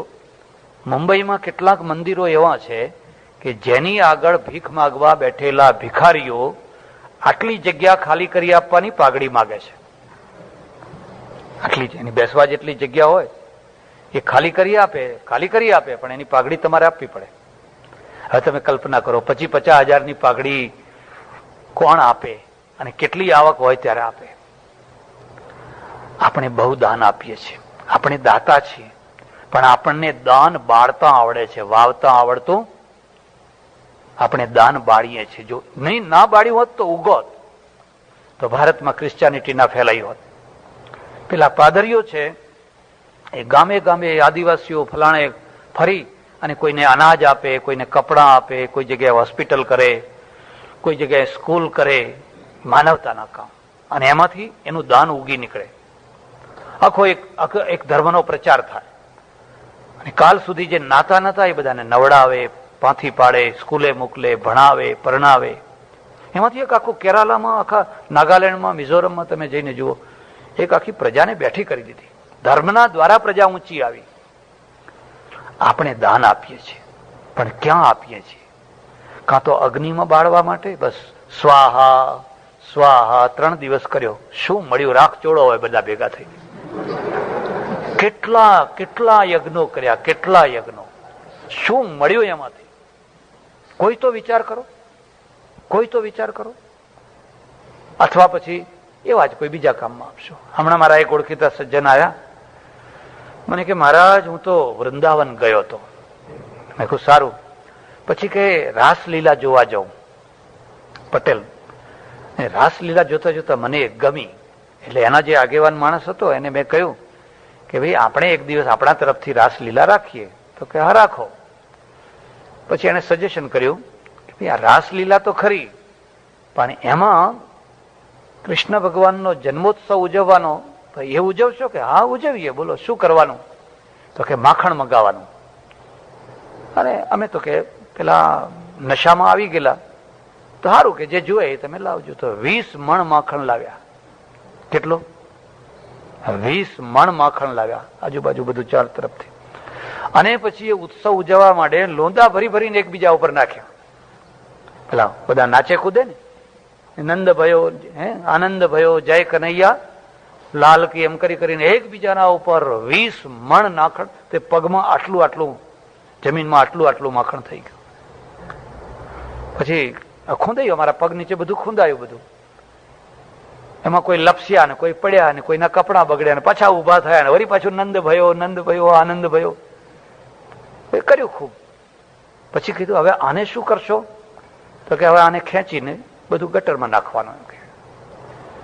એટલે મેં કહ્યું કે એમ નહીં, આપણે આ બધું ભેગું કરી અને કોઈ ગરીબ માણસને આપીએ તો એમાંથી ઘી બનાવી લે. કે ના, એ ના અપાય એમ. અમે તો બધું ભેગું કરીને નાખ્યું, ગટરમાં નાખ્યું બધું. ઉત્સવ ઉજવ્યો. પછી અમદાવાદ આવ્યો અને મારા ઓળખીતાએ તમારી કેસેટો આપી. અને આ કેસેટો સાંભળ્યા પછી મને એમ થયું કે ઓહો, મેં મોટું પાપ કર્યું. જે દેશના બાળકોને દૂધ નથી મળતું, છાશ નથી મળતી, અને એકનું હાડકું દેખાતું હોય, હાંસડી દેખાતી હોય, દેખાય છે કે નહીં? અને આપણે ગુજરાતીઓ, આપણે તો લગભગ બધા જ ગુજરાત, હું તો ઘણી વાર કહું ગુજરાતમાં ડોક્ટરોને કે આપણે ગુજરાતમાં એક્સરે ની જરૂર જ નથી. આમ ડગલું ઊંચું કરો એટલે એક્સરે તૈયાર જ છે બધો. તમારે જે જોવું હોય જોઈ લો, અને બધો એક્સરે તૈયાર જ છે ચારે તરફ, અમારી કૃપાથી. કેમ? અમે લોકોને કહ્યું લસણ ના ખવાય, ડુંગળી ના ખવાય. વળી અમારાથી થોડાક લોકો વધારે આગળ નીકળ્યા, બટાકા ના ખવાય, રીંગણા ના ખવાય, ફલાણું ના ખવાય, ફલાણું ના ખવાય. એ ન ખાવાનું લિસ્ટ એટલું લાંબુ બનાવી દીધું, એટલું લાંબુ બનાવી દીધું. અને લોકો પછી એમ સમજે કે તમે આ લસણ ખાઓ છો? ના ના ના. ડુંગળી ખાઓ છો? ના ના. ત્યારે તમે ખાઓ છો શું? કે લાંચ ખાય છે, લાંચ. અને કાળું વ્યાજ ખાય છે, કાળું વ્યાજ ખાય છે ને લાંચ ખાય છે. ભાઈ એના કરતા લસણ ડુંગળી શું ખોટી છે? પણ કઈ નથી ખાતા એની દાજ તો કાઢવી પડે ને કોઈ જગ્યાએ. જે નથી ખાતા એનો બદલો તો લેવો પડે ને.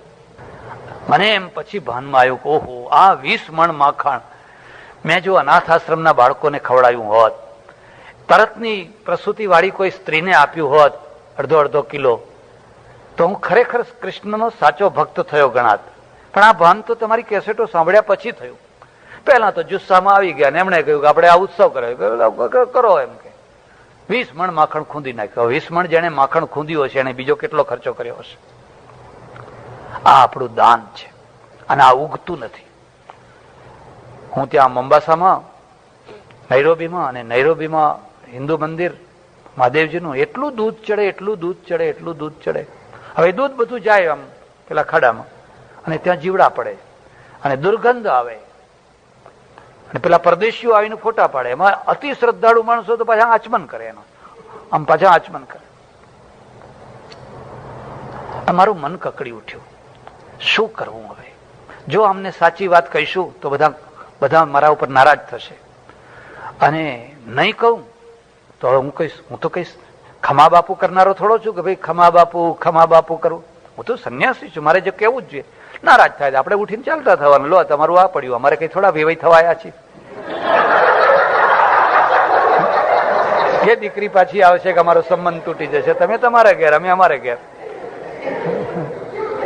બીજા દિવસે મેં તો 1 કલાક 1.5 કલાક એના ઉપર પ્રવચન કર્યું. અરે કીધું તમે દૂધ ચડાવો, હું ના નથી કહેતો. આજે મણ 2 મણ 1.25 મણ સોમવતી અમાવસ્યા હોય દૂધ ચડાવો, ના નથી કહેતો. પણ એ ચડાવવાનો પ્રકાર બદલો. 1-2 ટીપા ઉપર ચડાવો, બાકી અંદર કેસર, ઇલાયચી જે હોય બધું નાખો, અને એ આખું દૂધ છે એ તમે આ કાળા લોકોના અનાથ આશ્રમમાં કે આંધળા આશ્રમમાં કે વૃદ્ધાશ્રમમાં કે એવી કોઈ જગ્યાએ મોકલી આપો, કે હોસ્પિટલમાં મોકલી આપો, નર્સિંગ હોમમાં મોકલી આપો. તો તમારા ધર્મનો જે કાર થશે. જે સ્ત્રીઓ પીશે, જે બાળકો પીશે, કહે છે હિન્દુ ધર્મ બહુ સારો આપણને દૂધ પીવડાવે છે.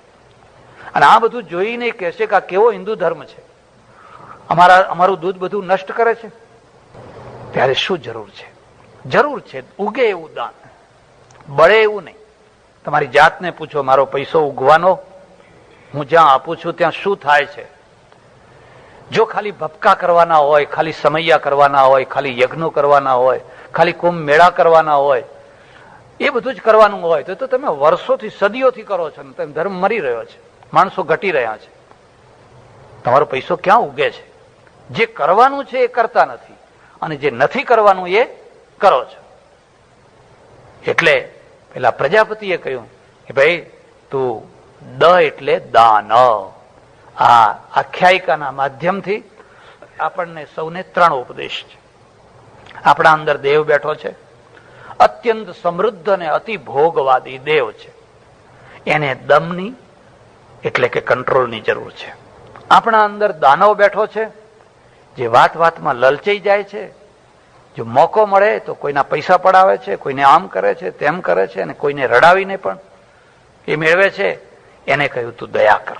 તારી શક્તિ કોઈને રીબાવવા માટે નથી, કોઈનું રક્ષણ કરવા માટે છે. અને તારી અંદર રિયલ રીતે માણસ બેઠો છે. માણસને માણસ થવા દે, એ જ મોટી સાધના છે. માણસને ના મરવા દે. અંદરનો માણસ મરવો ના જોઈએ. બાકી બધું ભલે મરી જતું હોય, પણ અંદરની માણસાઈ છે એ માણસાઈને ના મરવા દે. અને એને ના મરવા દેવું હોય તો હ્યુમેનિટી, માનવતા. કોઈ દુઃખી હોય, જે રીતે દુઃખી હોય એનું દુઃખ દૂર કરવા માટે પ્રયત્ન કરો.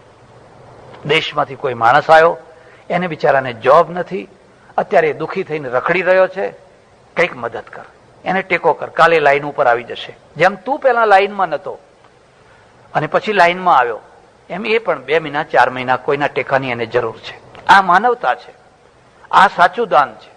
કોઈ વિધવા છે, કોઈ ત્યક્તા છે, કોઈ અનાથ બાળકો છે, કોઈ બીજી વિપત્તિમાં છે, કોઈ બીમાર માણસ છે. હમણાં હું એટલાન્ટા હતો અને મને વાત કરવામાં આવી કે અહીંયા અમે એક એવી વ્યવસ્થા કરી છે આપણે હિન્દુ ભાઈઓએ કે જેને વીમો ના હોય એને છતાં બીમાર થાય, અને આ દેશમાં ભણવું મોંઘું અને માદા પડવું મોંઘું, બાકી ખાવું સસ્તું. ખાવું તો સસ્તું, તમારે બ્રેડ ખાઓ, બટર ખાઓ, ઘી તો અહીંયા જાણે મફતમાં મળતું હોય એમ. ખાવું સસ્તું છે, પણ માદા પડ્યા તો મર્યા સમજો. અને જો વીમો લો તો હવે બધા અડધો પગાર તો વીમામાં જાય. મોટરનો વીમો, ઘરનો વીમો, હેલ્થનો વીમો, ફલાણો વીમો. એક બેન કે મારો તો જીવ કકડી જાય છે. મેં કહ્યું કેમ? આ બધા વીમા વાળા જ પૈસા લઈ જાય છે એમ. બધા ક્યાં? પછી ટેક્સ વાળા લઈ જાય. ત્યાં એને મદદ કરો. અમે એવી સંસ્થા કરી છે, પેલા ભાઈ કે અમારે ત્યાં કોઈ પણ માણસ માદું પડ્યું હોય તો એની દવાની વ્યવસ્થા અમે કરીએ છીએ. આપણા ડોક્ટરો ચાર્જ વિના એની બધું કરે, અને હોસ્પિટલમાં કંઈક અડધા જ કેવા ચાર્જે અમે રખાવીએ, અને એ રીતે એને ટેકો કરીએ છીએ. આ માનવતા છે, અને આ માનવતા એ સાચો ધર્મ છે. આપણે આજના દિવસે આ વાતને સમજીએ. તમે દાન આપો છો, આપતા રહેજો, હું ના નથી કહેતો, પણ એટલું જ મારે તમને કહેવાનું છે કે ઉગે એવું આપજો, એવી જગ્યાએ વાવજો, એને બાળવાનું નથી. ભગવાન તમને, મને, આપણને સૌને શક્તિ દે એવી પ્રાર્થના. આભાર, ધન્યવાદ. હરિઓમ તત્સત. આ અભડછેટની પરંપરાનું નવું મોડલ બ્રહ્માકુમારીઓનું છે. એ તો શું કહે છે કે તમારા સગા ભાઈનું પાણી ના પીવાય. જો એ બ્રહ્માકુમારીમાં દીક્ષિત ના થયો હોય તો એ બધા વિકારી છે, ને વિકારીનું પાણી પીવાય નહીં, કોઈનું ખવાય નહીં, સગા ભાઈનું ના ખાય.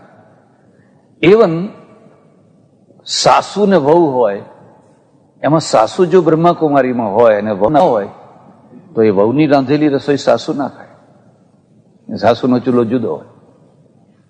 એટલે ભારતમાં એક બહુ મોટો અભિશાપ છે કે ધર્મને આભડછેટના ક્ષેત્રમાં લઈ જાય છે. બ્રહ્માકુમારી વાળા શું કહે છે? અરે રે, તમને કઈ વિચાર આવે છે? તમે ઈશ્વરને વ્યાપક, આ ઉકરડામાં ઈશ્વર છે, આવી ગંધાતી જગ્યામાં, દુર્ગંધ મારતી જગ્યા છે, ને એમાં તમે કહો છો ભગવાન બેઠો છે. ભગવાન તો પવિત્ર જગ્યાએ બેસે.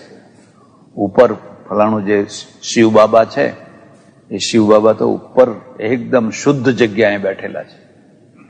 તો એમના માટે શું જવાબ છે કે ભાઈ ઉકરડો ગંધાતો છે એ આપણી રીતે ગંધાતો છે. એમાં જે કીડા છે એના માટે એ ગંધાતો, એના માટે એ સ્વર્ગ છે. તો એના માટે શું ગંધાતું છે? એના માટે તમારી સાકર ગંધાતી છે. એક વાત. બીજી વાત કે પેલા રેડિયોની ફ્રીક્વન્સી કે ટીવીની ફ્રીક્વન્સી ઉકરડામાંથી એ પાર થાય છે, પણ તમારા રેડિયો ઉપર એની કોઈ અસર થાય છે? એ જરા ભાઈ આ રેડિયોમાંથી, અરે ઉકરડામાંથી આ આવે છે એવું કઈ લાગે છે તમને? કેમ? તો એ ફ્રીક્વન્સી કોઈ વસ્તુથી અલિપ્ત છે. એમ આપણે પણ પરમેશ્વરને શું કહીએ છીએ? અલિપ્ત, અસંગ, નિર્વિકારી, અસંગ. એ ગમે તેમાં પાર થાય, પણ એને કોઈ એનો સંગ થાય. એનું શું કહેવું? એમનું શું કહેવું છે કે જો ઈશ્વર વ્યાપક હોય તો એક માણસ બીજા માણસની હત્યા કરે છે તો ત્યાં ભગવાન બેઠો જ છે, ત્યાં ભગવાન હાજર જ છે. તો પેલો છુરો મારે છે તો એને રોકતો કેમ નથી? એટલે એનો અર્થ એ થયો કે ત્યાં ઈશ્વરની હાજરી નથી. એટલે આપણે શું કહીએ છીએ કે ભાઈ ચાલો ત્યાં ઈશ્વરની હાજરી નથી એટલે પેલો છુરો મારે છે, પણ તમારી જ્યાં હાજરી છે ત્યાંથી એને દેખાય છે કે નથી દેખાતું? માનો કે ધામમાં બેઠો છે, પણ એ ધામમાં બેઠો હોય એ જોઈ શકે છે કે નથી જોઈ શકતો? ને જો ના જોઈ શકતો હોય તો એ ઈશ્વર ના રહ્યો, અને જો જોઈ શકતો હોય તો કેમ રોકતો નથી? એટલે રોકવું એ ઈશ્વરનું કામ નથી, એ બધાના કામ જુએ છે, એ તો સાક્ષી છે. આમ જુદા જુદા લોકોએ જુદી જુદી ભાવના કલ્પના કરેલી છે. ઉત્તરવર્તી આપણે ત્યાં પણ જે સાકારવાદ આવ્યો, આ બ્રહ્મસૂત્રમાં કોઈ જગ્યાએ સાકારવાદ નથી. કોઈ જગ્યાએ ઈશ્વરના શરીરનો આકાર નહીં બતાવે કે ઈશ્વરને હાથ છે, પગ છે, ફલાણું છે, લક્ષ્મીજી છે, પાર્વતી છે, એ બધું પુરાણવાદમાં આવ્યું. આ આપણા પ્રાચીન જે બ્રહ્મસૂત્ર છે એમાં એ માત્ર નિરાકાર જ છે. ઉત્તરવર્તી કાળમાં પછી શું થયું? ભગવાન વિષ્ણુ વૈકુંઠમાં રહે છે. વૈકુંઠ આવું છે, પવિત્ર છે, ધામ છે, ફલાણું. કૃષ્ણ ભગવાન ગોલોકમાં રહે છે, ત્યાં બધી ગોપીઓ જ ગોપીઓ છે. એક જ પુરુષ છે, કૃષ્ણ સિવાય કોઈ પુરુષ નહીં. એટલે પુષ્ટિ માર્ગના આચાર્યો છે ને, એ આટલો મોટો ચોટલો રાખે. સાઉથ ઇન્ડિયન તમે જુઓ, વલ્લભાચાર્યથી માંડીને આવડો મોટો ચોટલો રાખે. એટલું જ નહીં, પણ પાછું પેલું માથે ઓઢે. સાઉથ ઇન્ડિયન સંન્યાસીઓ પણ માથે ઓઢે. એ પોતે ગોપી ભાવ છે એ બતાવવા માટે. એટલે ગોલોકમાં તો ભગવાન કૃષ્ણ બિરાજ્યા છે. પછી શિવજી તો કૈલાસમાં બેઠા છે. દરેકે પછી પોતપોતાનું એક ધામ બનાવ્યું. સ્વામિનારાયણ વાળાએ અક્ષરધામ બતાવ્યું. એમાં એક ગ્રંથમાં લખેલું છે એ ભક્તને, સ્વામિનારાયણના ભક્તને બધા દૂતો લઈ ગયા. એ રામનું સાકેત ધામ આવ્યું, એને સાકેત ધામ કહેવાય. રામ ને સીતા અને લક્ષ્મણ ને એટલું બધું સુંદર, એટલું બધું સુંદર. એટલે પણ પેલો કે ના, આ આપણું ન હોય એમ કે, આ ધામ તો સારું છે પણ આપણું ન હોય એમ કે. પછી ગોલોકમાં લઈ ગયા, ત્યાં કૃષ્ણ ભગવાનને આવું બધું બતાવ્યું, બધું વર્ણન કર્યું તો કે આ પણ આપણું ધામ. પછી શિવજીનું આવ્યું, પછી વૈકુંઠ આવ્યું, પછી ફલાણું આવ્યું, પછી ફલાણું આવ્યું. એ બધાને ના પાડતા પાડતા પાડતા પાડતા છેવટમાં અક્ષરધામમાં ગયો. અને ત્યાં શ્રીજી મહારાજ બિરાજેલા. એટલે પછી કહ્યું કે આ ધામ આપણું. પછી એ પૂછે છે કે હે મહારાજ, શ્રીજી મહારાજ, હવે આનાથી કોઈ ઉપર બીજું ધામ છે? કે ના હો ભાઈ, હવે આનાથી કોઈ ઉપર ધામ? તું જે બધા જોઈને આવ્યો એ બધા નાના ધામ છે, નીચેના ધામ છે. અને એ બધા સામાન્ય લોકો હોય એમને એ ધામ મળે, પણ જે મારો નિજ ભક્ત હોય, અનન્ય ભક્ત હોય, એને જ આ ધામ મળે છે. આ સર્વોચ્ચ ધામ છે. તો આ શું થયું? સાંપ્રદાયિકતા. આ થયું સાંપ્રદાયિકતા. એટલું સારું છે કે આ બધા નાના ધામ છે એટલું સ્વીકાર કર્યું. નહીં તો એમ જ કે એ તો બધા નરક છે, એમ કે એ તો પાપીઓને માટે નરક છે. પણ હવે જો એવું કે તો મુશ્કેલી આવે કે તો પછી તમારા મા બાપ ક્યાં ગયા છે? 200 વર્ષ પહેલા તમારા માતા પિતા, એના માતા, એના પિતા, એના પિતા, એ બધા તો પછી બિચારા ક્યાં ગયા હશે? તો એટલે આ શું દર્શન ના કહેવાય, આને શું કહેવાય? સાંપ્રદાયિકતા કહેવાય. આમાં એવું કોઈ નહીં. તમે આખું બ્રહ્મસૂત્ર જો અધ્યયન કરો ને, ખરેખર અધ્યયન કરવા જેવો ગ્રંથ છે. તો આવી કોઈ ચર્ચા નહીં.